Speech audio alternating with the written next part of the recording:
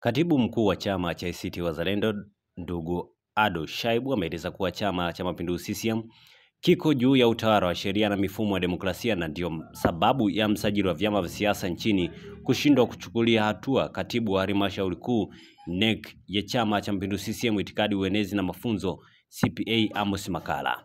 Kupitia ukurasa wake mtandao wa kijamii wa X, hapo zamani kama Twitter, Ado amechapisha ujumbe ukisema: kwenye nchi inayozingatia utawala wa sheria na demokrasia, msajili wa vyama vya siasa angekuwa amemchukulia hatua mwenezi wa CCM Amos Makalla na chama chake, lakini kwa sababu CCM inachukuliwa kuwa juu ya sheria, hakuna hatua yoyote itakayochukuliwa kwa kauli yake ya uzushi dhidi ya Chadema.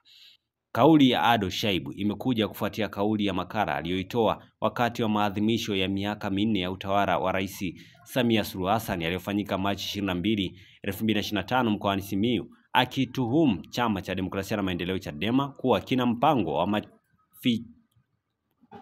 mafichoni kwa kununua virusi vya Ebola ili viingizwe nchini na kuvuruga uchaguzi.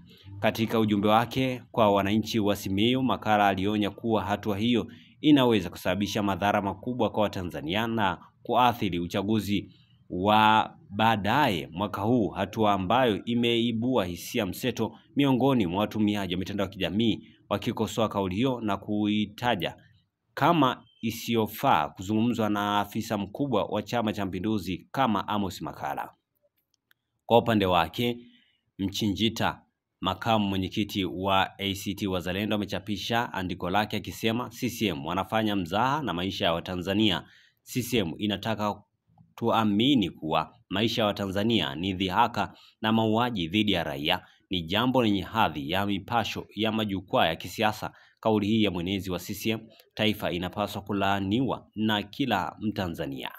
Kwa upande wake, kiongozi mstaafu wa chama hicho Zitto Kabwe naye ameonekana kuunga mkono hisia za viongozi wa sasa wa chama hicho, akisema kauli hatari sana katika siasa zetu na kwa taifa letu. Huu sio uenezi, ni unazi. Bwana Makalla afute kauli hii na kuomba radhi. Tunaweza fanya siasa kwa hoja, sio hoja namna ambavyo amekuwa akizifanya yeye. Kwa hiyo ni kauli ya Zitto Kabwe ambayo pia naye aliweza kuunga mkono kuhusiana na kile ambacho kimezungumzwa.